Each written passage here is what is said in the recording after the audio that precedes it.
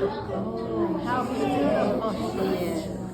Bella here, she is one of our Dumeral's boa constrictors. Wow. And our Dumeral's boa constrictors, they are native to the island of Madagascar. If you guys have seen the movie Madagascar with Alex the Lion, then that is the movie, or at least that's the island where these guys are from. So, as we're looking at Bella, one of the big things that we're going to be able to notice immediately is that she does not have any arms or legs. And that means that she's going to have to do things a little bit differently than some of our mammals, or maybe even some of our amphibians. So what she's going to do differently is moving around and eating. In terms of moving around, these guys are specialized for slithering on the ground. They're going to use their nice strong muscles that's all the way along their bodies here. That's going to help them slither and move around as they're slithering on the ground. But they can also use their head to sort of pull them along as well, especially when they're babies, when they're juvenile snakes. They're going to use their head quite a lot because their muscles aren't really used to being able to be used yet. Our snakes, they also have their scales going in one direction from their head all the way down to their tail, and that helps them not to snag on things like rocks, twigs, and any leaves and stuff on the ground. Our snakes, like I said, are going to have to figure out how to eat without arms and legs. They don't have opposable thumbs. They don't have fingers to be able to grab on like maybe our amphibians do, or maybe us, or maybe other mammals. So what they're going to use is their mouth primarily.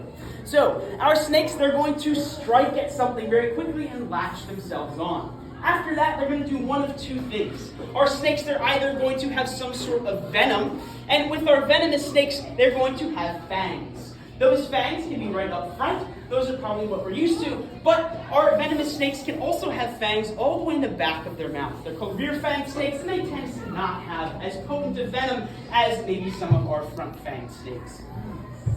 But our other thing that they're going to do after they latch on is constriction.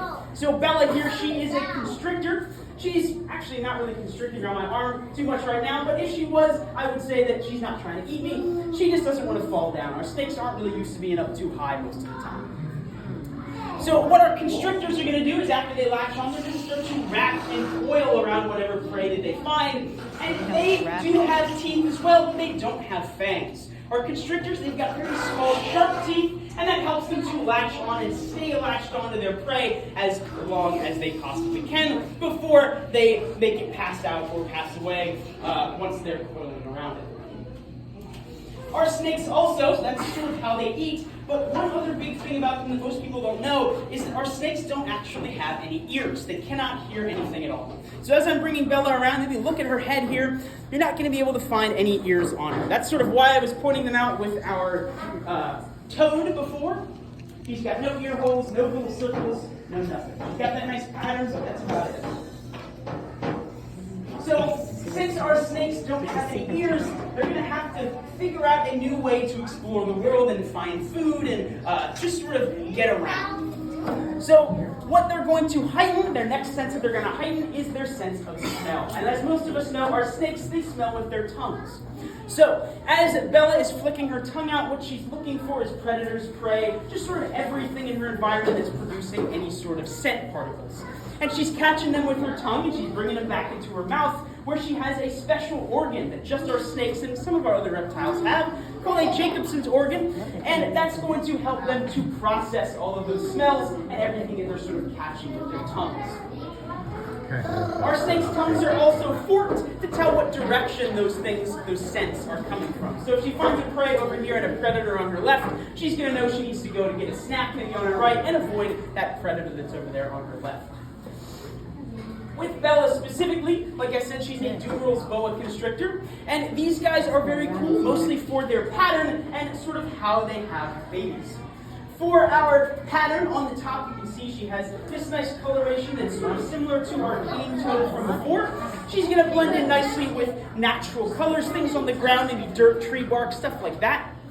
But when she's up in the air, maybe when she's up in a tree, since she is a boa constrictor, she can climb trees, she is going to blend in nicely with the backdrop of the sun with this lighter underbelly that she has. So that's why she's got these two colors, these sort of varying colors. That's called countershade.